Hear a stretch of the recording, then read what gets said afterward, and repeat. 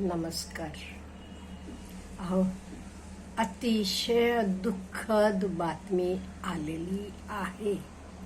महाराष्ट्राचा वाघ अजित पवार साहेबांचा बारामतीत विमान लँडिंगचे दरम्यान निधन झालेलं आहे. न भरून निघणारी पोकळी निर्माण झालेली आहे. दादा एक उत्तम राजकारणी होते आणि कोणालाही ते शब्द दिला म्हणजे शब्द पाळणारा माणूस होते. मला अजूनही विश्वास बसत नाहीये. आज सकाळी विमान मुंबईहून निघालं बारामतीसाठी. आज बारामतीत त्यांच्या 4 सभा होत्या. त्यांच्या बरोबर वैमानिक होता आणि 6 जण होते. आणि दुःखदायी बातमी म्हणजे तिथलं कोणीही उरलेलं नाही.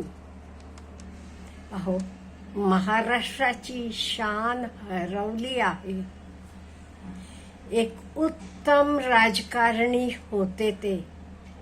खणखणीत नाणं, खरंच महाराष्ट्राचं खणखणीत नाणं होते. महाराष्ट्राचा वाघ होते.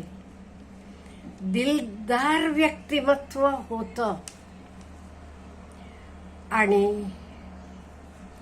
नेहमीप्रमाणे विमान निघालं आणि लँडिंग बारामतीत अगदी लँडिंग होत असताना हा हादसा घडला. हो, कधी न भरून येणारं दुःख आहे हे. त्यांचे कुटुंबाला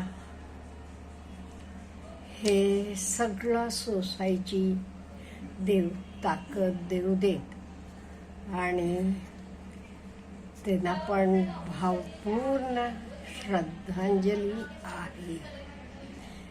पण हे कसं घडलं, काय घडलं, काय चूक होती, अजूनही काहीही निष्पत्ती झालेली नाहीये.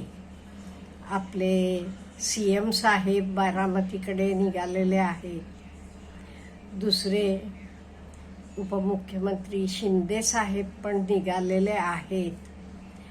आणि आपल्या ताई दिल्लीत होत्या, सुळे मॅडम, त्या पण बारामतीकडे निघालेल्या आहेत. दादांबद्दल कसं लोकांना खूप प्रेम होतं. ते बोलताना जरा कसं कॉन्फिडेंटली बोलायचे, पण कोणालाही ते शब्द दिलं का नाही तर शब्द ते पाळणार म्हणजे पाळणारच. बारामतीत किती शिक्षण संस्था आहेत. तिथे माझे ओळखीच्या काही मैत्रिणींनी पण BEd वगैरे केलेलं आहे.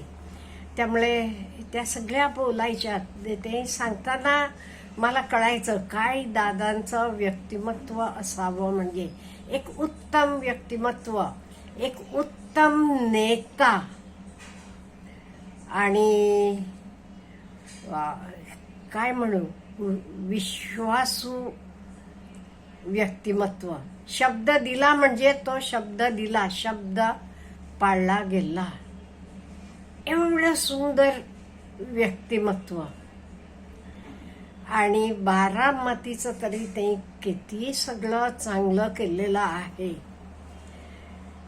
आणि हे कसं झालं, अहो अजूनही विश्वास बसत नाहीये. हे आपले महाराष्ट्राला कधी न भरून येणारं दुःख आहे. आता लँडिंगच्या वेळेला काय झालं, अहो 1-2 मिनिटात तो माणूस पोचला असता. लँडिंगच्या वेळेला काय झालं, सगळं उद्ध्वस्त झालं. आणि त्यांच्याबरोबर त्यांचे अंगरक्षक होता वैमानिक होता आणि 6 जण होते, त्यातलं कोणी उरलं नाही हो. त्यामुळे सर्वांना माझे तर्फे आणि आपले सर्व व्ह्युअर्स तर्फे श्रद्धांजली वाहते मी. Let his soul rest in piece.